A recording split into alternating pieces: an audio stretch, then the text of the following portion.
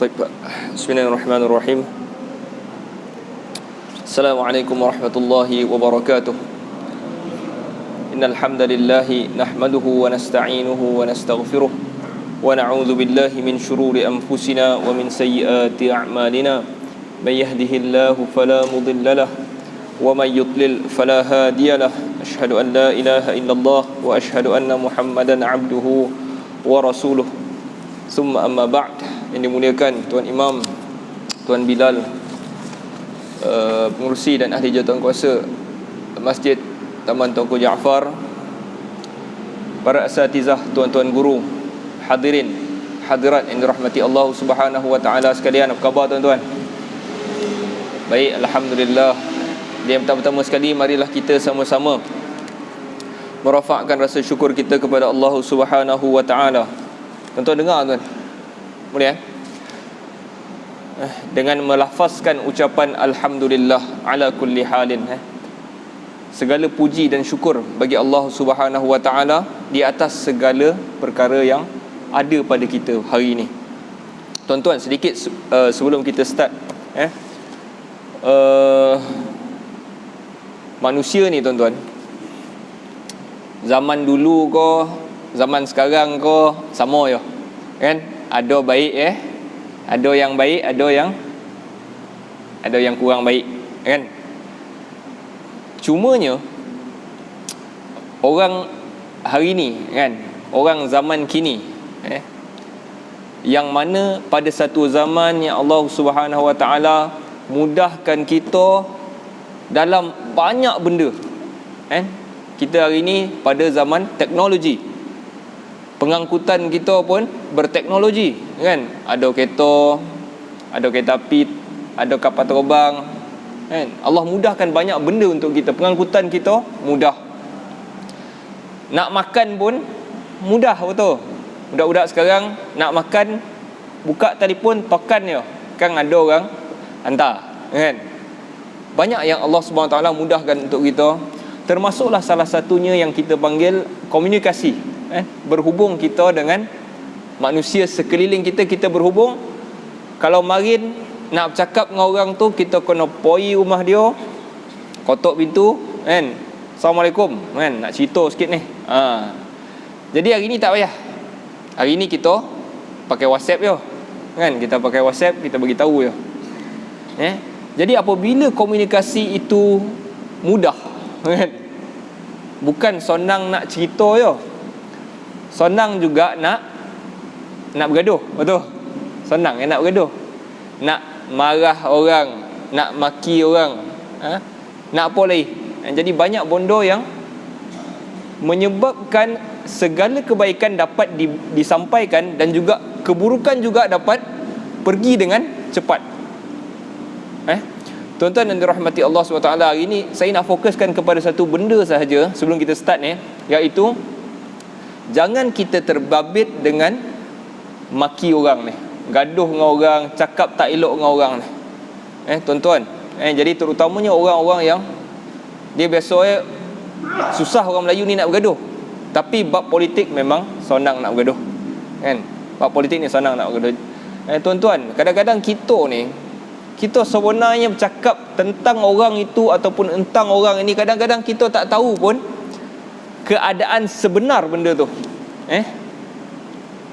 Demikian, kita kadang-kadang kita rasa je, kita rasa takkan tak ambil, kan? Kita rasa je, kan?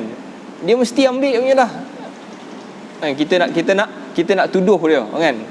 Kadang-kadang itu semua adalah sangkaan je. Belum tentu betul lagi. Belum tentu betul lagi.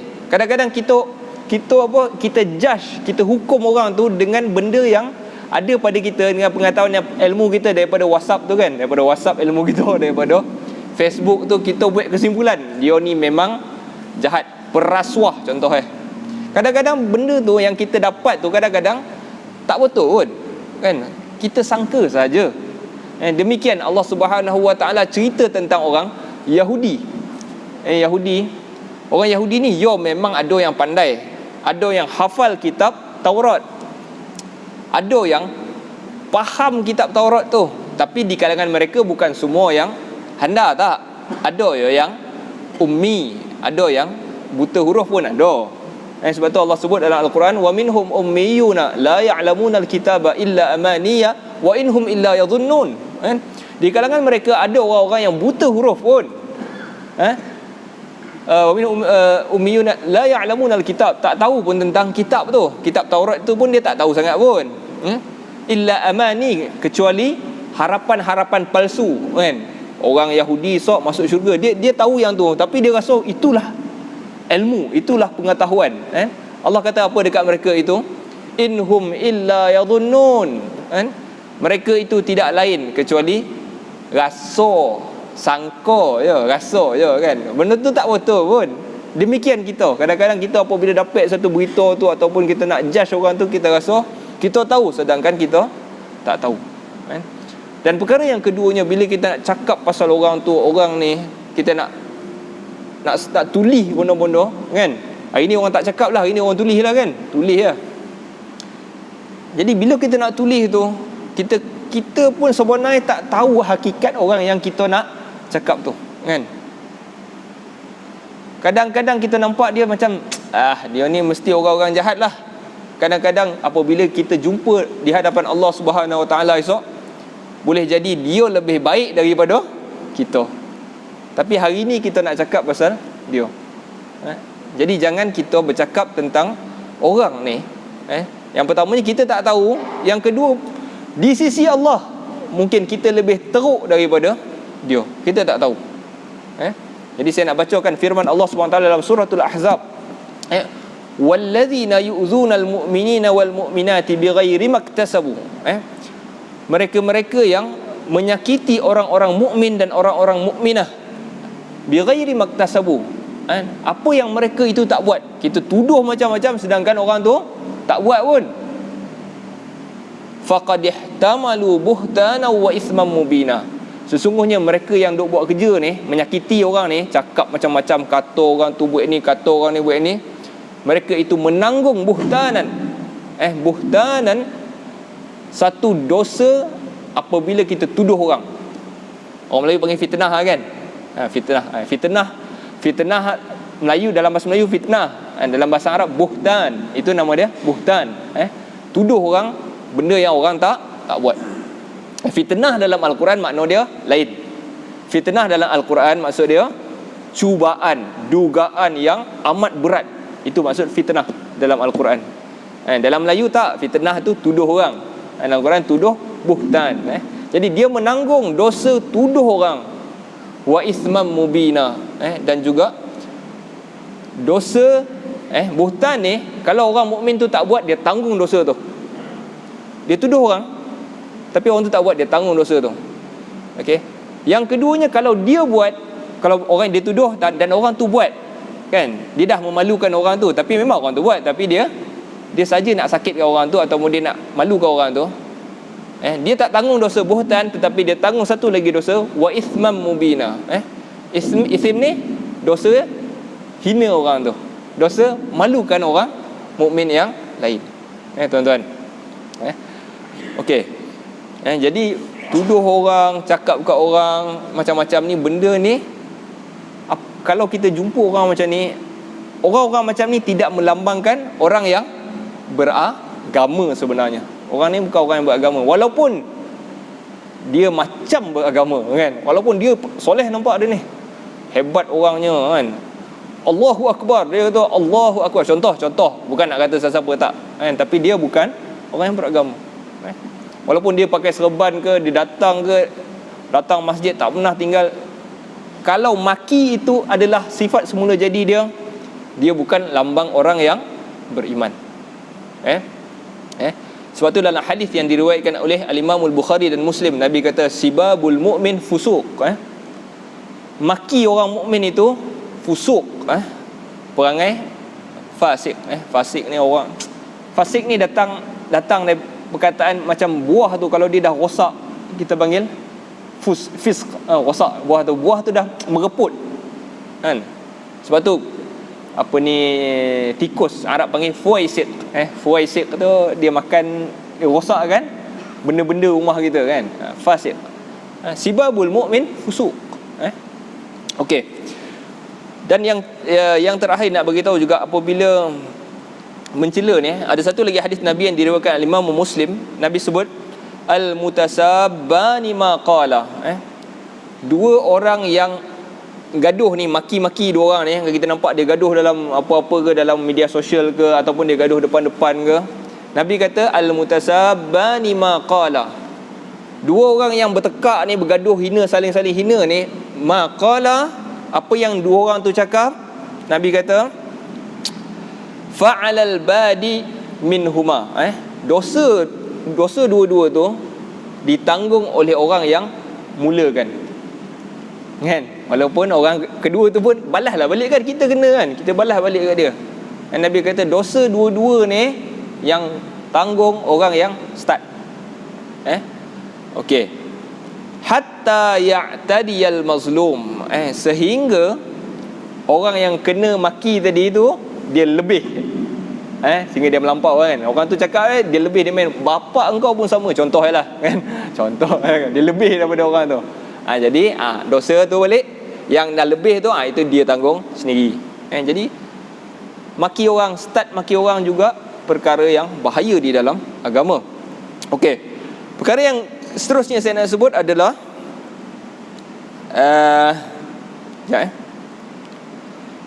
hadis riwayatkan Imam Al-Bukhari. Nabi kata la yarmi rajulun rajulan bil fisqi awil kufri. Jangan seorang lelaki itu tuduh ataupun cakap ataupun lontarkan seseorang itu bil fisqi awil kufri. Dia cakap kau ni orang fasik lah, ataupun dia cakap kau ni kufur lah, kau ni macam orang kafir lah. Kalau dia cakap macam tu, Nabi cakap illar taddat alaihi illam yakun sahibuhu kadzalik. Kalau dia cakap macam tu dan orang tu tak macam apa yang dia cakap, kau ni orang kafir, kau ni orang kafir, kau ni macam orang kafir, aku tengok, contohnya lah. Kalau dia cakap macam tu, perkataan itu akan balik kepada dia. Kalau orang tu tak kafir, di sisi Allah orang tu tak kafir, perkataan itu patah balik dekat dia. Okey. Jadi perkataan yang kita sebut ni tuan-tuan, sebenarnya apa sahaja yang kita lafazkan ni, dia akan cari mana nak pergi. Saya nak baca satu hadis last tentang tuduh orang ni. Hadis yang diriwayatkan Abi Darda, Nabi sallallahu alaihi wasallam sebut innal abda idza la'ana syai'an, hamba itu apabila dia laknat seseorang, sa'adatil la'natu ila sama, perkataan laknat tadi dia akan naik ke langit. Fatughlaqu abwabas samaa dunaha, fatughlaqu abwabus samai dunaha. Apabila kita tuduh orang, kita kata ke orang ni, kan, perkataan tu pertama sekali dia akan pergi naik ke langit. Dalam hadis yang ada kat Abu Daud ni, Nabi kata perkataan tu naik ke langit. Naik ke langit, fatughlaqu abwabus samai dunaha. Perkataan tu, dan langit akan tertutup. Dia nak pergi ke langit, langit tutup, langit blok. Okey. Lepas tu summa tahbitu ilal ard, dia akan turun balik ke bumi. Fatughlaqu abwabuha dunaha, bumi juga akan tutup, perkataan takkan tutup, perkataan tu tak boleh nak pergi. Summa ta'khudhu yaminan wa shimalan, lepas tu dia akan pergi kiri ataupun kanan. Fa idza lam tajid masaran, kalau dia dah tak jumpa dah nak pergi mana, raja'at ila allazi lu'in, perkataan itu akan balik kepada orang yang dilaknat. Dia akan pergi dan dia akan pergi kepada orang yang dilaknat tadi. Fa in kana ahlan lidzalik, kalau orang tu betul lah apa yang dilaknat, macam orang tadi laknat, kalau betul dia akan pergi dekat orang tu. Wa illa raja'at ila qailiha, kalau tidak dia akan balik kepada orang yang mula-mula cakap. Jadi semua benda, semua perkataan yang kita sebut tuan-tuan, yang tak baik kepada orang, laknat orang, maki orang, akan balik kepada diri kita. Sebab tu kadang-kadang kalau kita tengok orang tu dulu suka cakap kat orang, kan, akhirnya dia akan jadi macam orang tu. Tuan-tuan pernah tengok? Ataupun mungkin pernah berlaku kot, kan, kita cakap orang, akhirnya akan jadi balik kepada diri kita, kan? Jadi jaga-jaga dengan perkataan kita tuan-tuan. Jadi itu untuk mukadimah tuan-tuan yang dirahmati Allah. Semoga kita ambil pengajaran. Jangan ngata ke orang, jangan maki orang, jangan cakap apa dekat orang. Sebab perkataan itu semua akan ditanya ataupun dia akan kembali balik kepada diri kita. Tuan-tuan dirahmati Allah SWT. Baiklah, kita teruskan lagi pengajian kita hari ini berkenaan dengan zikir yang dibaca oleh Nabi SAW dalam kehidupan sehari-hari baginda. Kita kini berada pada bab apa itu? Doa sujud. Kita berada pada doa sujud. Doa sujud. Baik. Jadi, apabila tuan-tuan sujud, apa perkataan yang tuan-tuan akan baca? Subhana rabbiyal a'la. Azim rukuk. Okey, subhana rabbiyal a'la. Kita akan sujud dan kita subhana rabbiyal a'la. Jadi kita dah sebut juga subhana rabbiyal a'la wa bihamdih ataupun subhana rabbiyal a'la sahaja. Jadi ada dua riwayat, kedua-duanya boleh. Tapi kalau kita tengok sanad yang kuat di kalangan dua ini, kita akan melihat subhana rabbiyal a'la sahaja yang lebih kuat sanadnya hadis. Hadisnya maksudnya dua-dua boleh baca, tak ada masalah dah.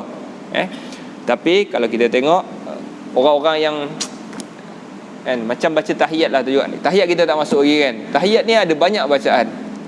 Bacaan dia sama, at-tahiyatul tu jugalah. Tapi cara sebutan itu kalau ikut riwayat yang lebih kuat, dia bukan macam yang kita baca tu. Yang kita baca tu at-tahiyatul mubarakatus salawat. Itu kan yang kita ajar kat tadika pun macam tu juga. Kalau kita tengok riwayat yang lebih kuat, at-tahiyatulillah wassalawatu wattayyibat. Yang tu riwayat yang lebih kuat. Tapi tak apalah, bacalah yang mana tuan-tuan lancar tu, bacalah, teruskanlah. Tapi hari ni kita nak baca, kita nak belajar. Mungkin apa benda yang boleh kita tambah. Jangan terkejut pula esok kan, aduh kau baca macam ni kan, tak pernah dengar kan. Kita dah pernah dengar, kita pernah belajar. Okey, subhana rabbiyal a'la. Baik, isu yang kedua tentang subhana rabbiyal a'la ini, berapa kali nak baca? Berapa kali nak baca tuan-tuan? Okey, jadi dia tengok balik di kalangan jumhur. Okey, sebelum daripada berapa kali, wajib tak baca subhana rabbiyal a'la masa sujud? Sunat kan? Majoriti pendapat di kalangan majoriti ulama berpendapat bacaan subhana rabbiyal a'la adalah sunat. Majoriti. Tetapi ada juga pendapat yang mengatakan bacaan sujud at least subhana rabbiyal a'la, at least dia sebut subhana rabbiyal a'la, dia melihat di kalangan mazhab ni melihat wajib baca. Sebab banyak hadis Nabi kan, kalau kita tengok pun, kalau kita baca balik hadis-hadis Nabi ni, banyak Nabi kata jadikannya di dalam bacaan ini di dalam sujud engkau, jadikan bacaan ini di dalam sujud engkau, baca yang ni dalam sujud engkau. Jadi seolah-olah memberi gambaran bila Nabi suruh kan, Nabi kata solat, jadi wajib ke jadi sunat? Dia wajib kan. Macam itulah lebih kurang kan. Tapi dia ada beberapa lafaz yang menyebabkan ulama kata yang ni sunat kan. Jadi majoriti kata sunat kan. Tapi di kalangan macam mazhab Hambali kata wajib. Jadi kita yang semayang hari-hari tuan-tuan yang datang sujud ni, hendak saya cadangkan untuk kita pegang yang lebih berjaga-jaga, iaitu bacalah kan. Janganlah sujud saja kan, buat apa kan, sujud saja je kan. Bacalah sesuatu. Okey, kalau kita tak anggap dia wajib pun, kita bacalah. Kita baca. Okey, subhana rabbiyal a'la. Okey, apa maksud subhana rabbiyal a'la? Maha suci. Maha suci tu apa benda tuan-tuan? Bila kita sebut subhana tu, apa kita ingat? Tuhan itu tidak ada cacat celanya, tidak ada. Itu maksud maha suci yang kita baca tu. Bukan suci macam pinggan kita tu yang bersih tu kan, bukan suci yang tu. Suci dia maksud dia subhana tu, Tuhan ini yang langsung tak cacat sikit pun tak ada. Itu maksud dia. Maha suci tu tak cacat Tuhan aku yang maha tinggi. Subhana, maha suci tu langsung tak ada sikit pun cacat. Rabbi, Tuhan aku al-a'la yang maha tinggi. Okey. Perkara yang seterusnya yang kita nak bahaskan hari ini adalah jadi berapa kali tadi? Sekali ke dua kali nak baca? 3 kali kan? Kenapa 3 kali? Sebab ada hadis, Nabi kata baca 3 kali. Hadis tu baca 3 kali. Baik, saya malah nak bincang hadis ni sebab dia nampak macam kompleks sikit kan. Nak faham perkataan Arab semua ni, kita baca fatwa lah hari ni. Ada orang tanya kepada Syekh Saleh Al-Munajjid, Syekh di Saudi lah. Dia tanya kan. Okey, kita baca je fatwa tu. Azidu fi saya menambah bilangan tasbih subhana rabbiyal azim dalam rukuk saya an 3 marrat, lebih daripada 3 kali. Orang ni tanya Okey, demikian juga saya tambah di dalam bacaan subhana rabbiyal a'la saya di dalam sujud lebih daripada 3 kali. Dia tanya kadang-kadang saya bertasbih dalam rukuk saya 5 kali, dan kadang-kadang saya kurang daripada 5 kali dalam sujud saya. Apa hukum yang demikian itu?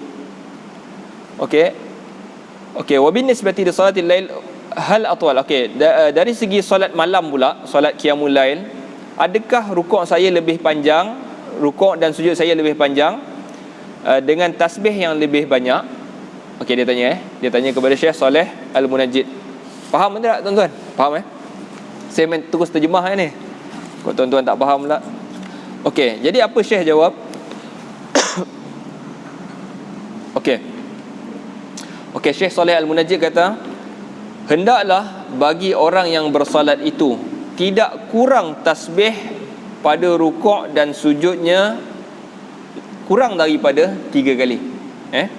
Fadzalika aqallul kamali. Demikian itu aqallul kamal. Maksudnya sempurna yang paling sedikit. Satu boleh, tapi kalau kita nak go kepada sempurna tapi kita tak nak berbanyak, buatlah 3 kali. Sebab dalam hadis Nabi kata zalika adnahu, yang tu yang paling sikit untuk dapat yang perfect. Paling sikit untuk dapat perfect berapa? 3. Okey. Amma ziyadatu fala hadda laha. Kalau tambah tidak ada had. Let's say kita sembahyang seorang-seorang, kita nak baca 100 kali, boleh? Salah. Bacalah 100 kali subhana rabbiyal a'la, subhana rabbiyal a'la, subhana rabbiyal a'la. Boleh? Silakan. Wa kullama zada al-musalli min at-tasbih fa huwa afdal. Setiap kali dia tambah tasbih dia tu, maka ia adalah lebih baik. Illa idza kana imaman, kecuali kalau dia jadi imam. Fala yatilu italatan tashuqqu 'ala al-ma'mumin. Jadi jangan manjang-manjang pula jadi imam ni. Dia akan menyusahkan makmum. Imam tak boleh lah. Jadi kalau kita imam, kita baca 3 atau 5 kali lah. Jangan lebih lah. Kan sakit. Kan orang yang sakit lutut kat belakang tu macam mana pula kan. Okey, jadi kebanyakan ulama-ulama ni berpendapat 3 itu bukan sebab mesti 3 kali. 3 itu disebabkan sempurna yang paling sedikit.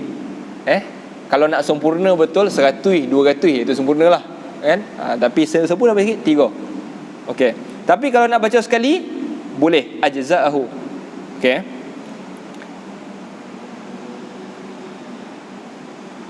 Okey, okey, ni sama juga, kita sambung. Okey, sebab dalam hadis juga Nabi SAW, wa yahtamilu ay yakuna al-kamal 10 tasbihat. Boleh jadi juga yang sempurna betul, kata ulama, 10 kali.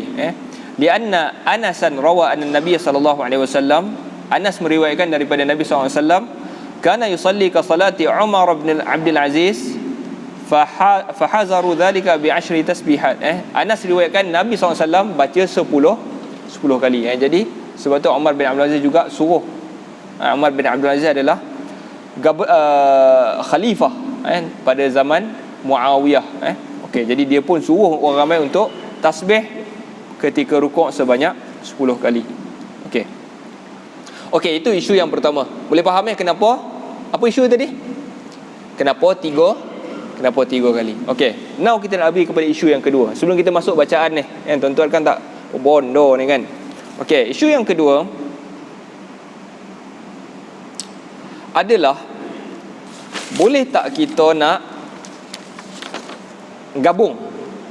Kan isu dia gabung. Kita kan hari itu ingat tak rukuk ada berapa bacaan rukuk? Ada 5 bacaan rukuk.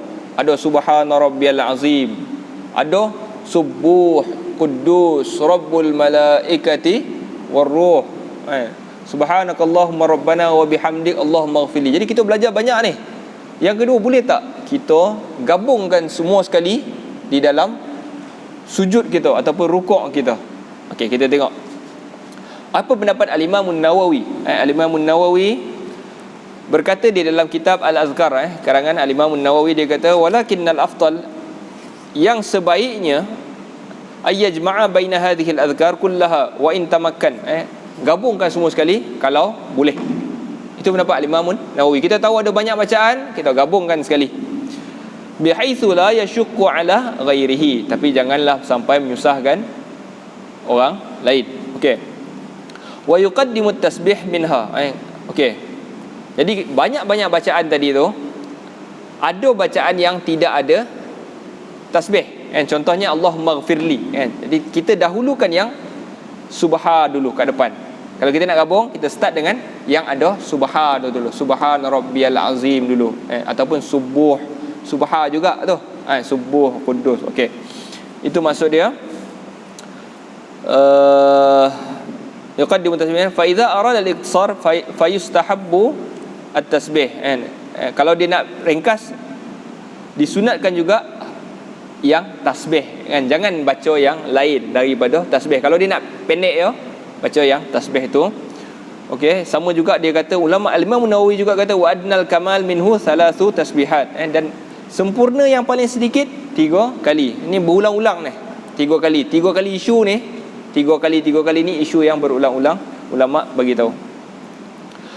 Walau iktasara ala marratin kana fa'ilan li asli tasbih. Kalau dia baca sekali pun boleh, kerana asalnya yang kita baca itu adalah tasbih. Okey. Wa yustahabbu idza iktasara ala al-ba'd ay yaf'ala fi ba'd al-awqati ba'daha wa fi awqati akhar ba'dan akhar. Okey. Kalau dia nak baca setengah, contohnya ada 5 bacaan, dia baca 2 dulu, lepas tu rakaat kedua pula dia baca yang lagi 3 tu pun okey. Jadi tak ada masalah untuk menggabung. Jadi saya buat kesimpulan terus bahawa gabung boleh. Gabung boleh. Tapi ada juga pendapat di kalangan ulama kata tak sepatutnya gabung.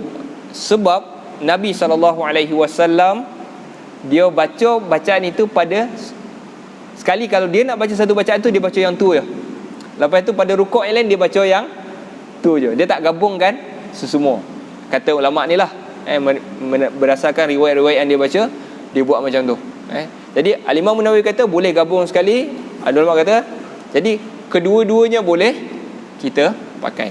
Jadi tuan-tuan belajar hari ni tak belajar hari ni baru belajar apa? Subhana rabbiyal a'la kan. Subhana rabbiyal a'la tu memang dah lancar. Okey. Jadi selesai 2 isu 3 kali ataupun gabung. Okey, bolehlah kita berpindah kepada bacaan sujud. Okey, bacaan yang pertama adalah subhana rabbiyal a'la untuk sujud. Bacaan yang kedua untuk sujud adalah sama seperti rukuk, iaitu subhanakallahumma rabbana wa bihamdik Allahumma ighfirli. Jadi kadang-kadang Nabi SAW ni baca subhanakallahumma rabbana wa bihamdik Allahumma ighfirli. Lancar kot tuan-tuan? Dah lancar kan? Subhanakallahumma rabbana wa bihamdik Allahumma ighfirli tu kadang-kadang Nabi baca dalam rukuk, kadang-kadang Nabi baca dalam sujud. Baik, itu bacaan yang kedua. Maksud sila rujuk hari tu punya makna.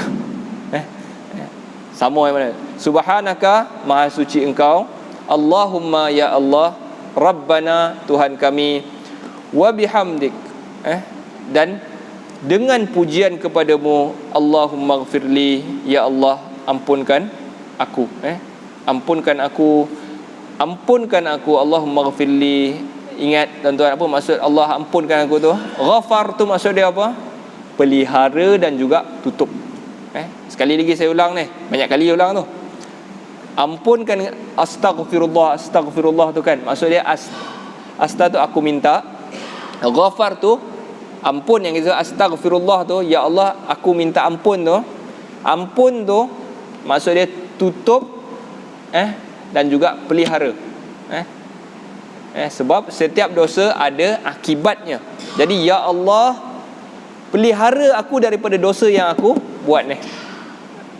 Esok pada kiamat pelihara aku daripada dosa. Dalam masa yang sama tutup, jangan bagi sesiapa nampak. Itu maksud Allahumma firli. Okey, itu bacaan yang kedua. Subhanakallahumma rabbana wa bihamdik Allahumma ghfirli. Bacaan yang ketiga sama juga seperti rukuk. Subuh Quddus Rabbul malaikati warruh. Subuh Quddus Rabbul malaikati warruh.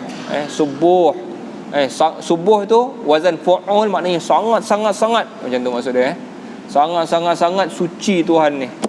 Quddus juga suci, suci. Rabbul malaikah, Tuhan malaikat, warruh. Okey, ruh ni apa maksud dia? Ruh ni juga kita dah bahaskan. Di kalangan ulama ada yang kata ruh ini maksud dia macam dalam surah Al-Qadar tu. Apa surah Al-Qadar tu? Inna anzalnahu fi lailatul qadr wa ma adraka ma lailatul qadr. Lailatul qadri khairum min alfi syahr. Tanazzalul malaikati warruh. Itu Rabbul malaikati warruh. Okey. Dalam surah Al-Qadar itu tanazzalul malaikati warruh. Tanazzalul malaikatu, sorry. Tanazzalul malaikatu warruh. Dalam surah Al-Qadar itu apa maksud ruh dekat situ? Malaikat tanazzal tu turun. Malaikat turun, malaikat turun warruh. Ruh tu apa? Kalau mengikut makna di dalam surah Al-Qadar, ruh itu maksud dia Jibril. Jibril. Okey, cumanya dalam bacaan kita ni Subuh Quddus Rabbul malaikati warruh, ruh kat sini ulama berselisih pendapat jugalah. Kat sini ada yang kata Jibril, ada yang kata ruh dekat sini maksud dia ruh Bani Adam, maknanya ruh yang orang-orang yang dah meninggal. Itu maksud dia. Okey. Juga kita dah bahas pada kuliah yang lepas. Kalau tuan-tuan masih ingat, tuan-tuan. Okey. Hari ni kita nak tambah satu bacaan baru. Yang pertama tadi apa? Subhana rabbiyal a'la. Yang kedua, subhanakallahumma rabbana wa bihamdik Allahumma ghfirli. Yang ketiga, subuh Quddus Rabbul malaikati warruh. Hari ni kita nak masuk bacaan sujud yang keempat. Okey. Bacaan sujud yang keempat diriwayatkan oleh Imam Muslim di dalam sahihnya.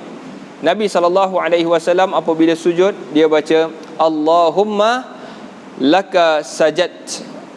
Allahumma laka sajadt wa bika amant wa laka aslamt sajada wajhiya lilladhi khalaqahu wa sawwarahu wa syaqqa sam'ahu wa basarahu tabarakallahu ahsanul khaliqin. Pernah dengar tidak ni? Biasa dengar kan? Biasa baca kan? Bila baca? Malam subuh Jumaat kan kita baca. Bila kita baca sujud tilawah. Sujud tilawah, bila kita sujud tilawah kita baca yang ni. Okey.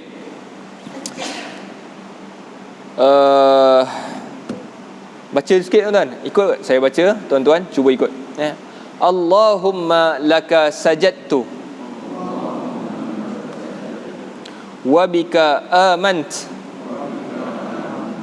wa laka aslamtu sajada wajhiya lilladhi khalaqah wa sawwarah wa syaqqa sam'ahu wa basarah tabarakallahu ahsanul khaliqin. Okey, yang ni juga boleh kita baca di dalam sujud kita, bukan mesti sujud tilawah. Nabi SAW juga baca di dalam sujud baginda ketika sujud-sujud biasa. Baik. Jadi hadis ini diriwayatkan oleh Al-Imam Muslim. Cuma Al-Imam Muslim letakkan hadis ini di bawah tajuk solat malam. Solat malam. Jadi seolah-olah menggambarkan Nabi baca bacaan ini ketika solat sunat, bukan solat wajib. Tetapi dalam riwayat yang lain, dalam riwayat lain, contohnya riwayat An-Nasa'i dan juga Ibnu Hibban, diriwayatkan Nabi baca ini, perawi itu cakap, kana Rasulullah idza qama ila salatil maktubah. Rasulullah apabila hendak bersolat fardu, maktubah tu solat fardu. Apabila Rasulullah nak solat fardu, dia baca yang ni. Jadi menunjukkan juga Nabi juga baca bacaan ini ketika baginda solat fardu. Jadi bacaan ini boleh dibaca dalam solat sunat dan juga solat fardu. Bukan mesti sujud tilawah ataupun sujud sejadah kan. Sujud sajadah kita. Sujud apa? Sejadah. Orang Melayu ni macam-macam. Okey. Allahumma laka sajadtu. Tuan-tuan dah boleh ingat kot. Allahumma laka sajadtu. Okey. Ya Allah. Allahumma aja maksud dia ya Allah. Okey. Laka maksud dia kepada engkau. Sajadtu. Sajadtu maksud dia bila ada tu saya lah kan. Aku sujud. Ya Allah, kepada engkau aku sujud. Laka sajad. Okey. Cumanya dalam bahasa Arab, kalau ayat yang normal, bukan macam tu bunyi dia. Ayat yang normal adalah Allahumma sajadtu laka. Itu yang betul. Itu yang normal. Sajadtu laka. Okey. Ayat ni terbalik. Allahumma laka dulu. Laka sajadtu. Okey. Jadi bahasa Arab ni kalau kita yang belakang tu kita letak depan, ada satu maksud yang dibawa dekat situ. Maksud dia takhsis. Maksudnya dia mengkhususkan benda tu. Maksud dia, ya Allah, hanya engkau seorang je aku bersujud. Itu maksudnya. Hanya engkau. Dia bunyi dia lain sikit. Ya Allah, aku sujud kepada engkau. Dengan ya Allah, engkau seoranglah aku sujud. Itu Allahumma laka sajad. Itu maksudnya Allahumma laka sajadtu. Okey. Samalah dengan kita baca surah Al-Fatihah tu, iyyaka na'budu kan. Itu terbalik ke tu? Ayat yang normal adalah na'buduka ataupun na'budu iyyaka. Itu ayat yang normal. Ayat yang tak normal terbalik. Iyyaka na'bud. Hanya engkau seorang aku sembah. Nampak Okey. Allahumma laka sajad. Wa bika amantu. Sama juga, ni pun terbalik juga ni. Patutnya amantu bika, tapi dia terbalikkan wa bika amantu, dan hanya kepada dengan engkau aku beriman. Walaka aslamtu, dan hanya kepada engkau aku menyerah diri. Aslamtu maksud dia menyerah diri. Tuan-tuan, jadi Islam yang kita, agama yang kita anuti ini, yang kita panggil Islam ni, maksud dia apa? Menyerah diri. Assalamualaikum maksud dia sejahtera. Sejahtera. Islam menyerah diri. Okey, jadi daripada maksud yang perkataan yang sama juga. Cuma Islam itu serah diri. Lepas kita serah diri, barulah kita rasa sejahtera. Itu maksud Islam. Selagi kita tak menyerah diri, kita rasa kita yang menentukan segala-galanya, kita tak akan rasa sejahtera. Melainkan apabila kita kata semua ini kembali kepada Allah SWT, barulah kita rasa sejahtera, kita rasa aman. Itu istilah Islam. Okey. Naik ni kan? Betul. Okey, sajada wajhiya lilladhi khalaqahu. Hari ni kita belajar sikit apa maksud sajada wajhiya lilladhi khalaqahu. Sajada wajhi. Sajada wajhiya lilladhi khalaqahu. Bahasa Arab ni dia panggil verb based sentence. Verb based sentence. Maknanya bahasa Melayu dia panggil noun based sentence. Ayat yang bermula dengan kata nama. Bahasa Melayu kan. Dah buat contoh dah dulu. Ali makan nasi. Ali pergi kedai. Ali naik kereta. And dia tak boleh verb dulu, dia mesti noun dulu, kata nama dulu. Dia tak boleh kata kerja kat depan. Melayu, bahasa Melayu ni dia tak boleh naik Ali kereta, tak boleh. Bahasa Arab dia start dengan kata kerja dulu. Naik Ali kereta. Itu ayat yang normal dalam bahasa Arab. Jadi ayat dalam bahasa Arab ni sajada dulu. Sajada wajhi. Sajada wajhiya lilladhi khalaqahu. Sajada wajhi maksud dia kalau kita terjemah dalam bahasa Melayu, wajah aku ini bersujud. Sajada wajhi. Wajah aku sujud. Lillazi khalaqahu, kepada yang menciptakannya. Khalaqahu dalam bahasa Arab, khalaqa maksudnya dia cipta daripada awal. Huwallazi yusawwirukum fil arhami kaifa yasha. Dalam surah Luqman Allah kata, dia yang bentukkan kau ni dalam perut mak kau tu macam mana yang dia mau. Jadi muka kita ni kadang-kadang tuan-tuan, mata sama, hidung sama, kan? Ada hidung, ada hidung, mata ada mata, mulut ada mulut, tapi muka lain, kan? Jadi yang tu Allah SWT yang khalaqahu, dia yang cipta, khalaqahu. Wa sawwarahu, dan dia bentukkan, sawwaru, dia bentukkan muka kita ni. Wa syaqqa sam'ahu wa basarahu. Wa syaqqa sam'ahu wa basarahu maksud dia apa tuan-tuan? Sebut dia kan, kita ni kadang-kadang apa bodoh syaqqa sam'ahu ni kan. Syaqqa ni maksud dia lubang sebenarnya. Syaqqa ni maksud dia melubangkan. Sama' ni telinga. Bukan telinga, pendengaran. Wa syaqqa sam'ahu wa basarahu maksud dia, dialah yang bagi aliran pada telinga kita dan juga basarahu, pandangan kita ni. Kalau orang tu Allah blok laluan dia dapat dengar tak? Tak dapat tuan-tuan. Tak dapat. Daripada benda luar boleh masuk sebab ada aliran ni. Mata pun sama tuan-tuan. Ada tak alir belakang tu? Ada. Sebab tu kita boleh nampak. Kalau Allah blok macam tu, Allah tak lubangkan tu, kita boleh nampak tak? Kita tak boleh nampak. Okey, itu yang pertama. Syaqqa sam'ahu, yang bagi ruang nak masuk ni. Syaqqa sam'ahu wa basarahu. Demikian. Yang keduanya, kenapa Allah syaqqa sam'ahu dulu, telinga dulu baru mata? Kenapa?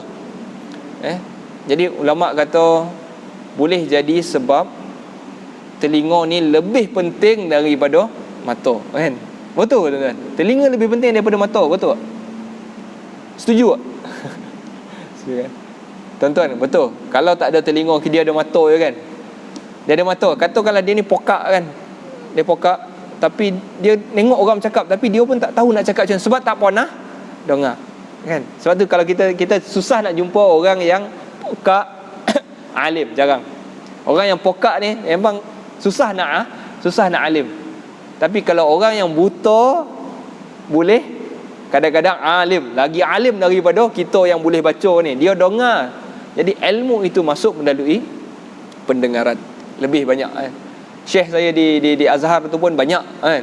Banyak yang buta pun kan. Datang pun bawa tongkat. Dia ada assistant dia, assistant lecturer dia yang tolong dia, bawa dia ambil attendance kan. Tapi dia hafal segala-galanya melalui pendengaran.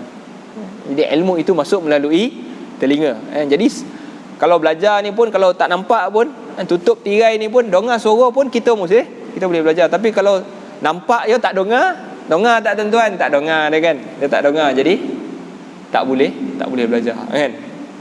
Okey. Wa syaqqa sam'ahu wa basarahu, tabarakallahu ahsanul khaliqin. Kita habis kat sini kot. Tabarakallahu ahsanul khaliqin. Masuk ke apa tuan-tuan?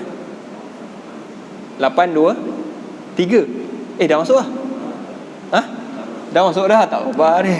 Tabarakallahu ahsanul khaliqin. Kita habiskan. Tabarak. Bila kita sebut tabarak, apa maksud tabarak tuan-tuan? Tabarak maksud dia berkat. Berkat ini datang daripada perkataan birkah. Birkah ni tempat kumpul air.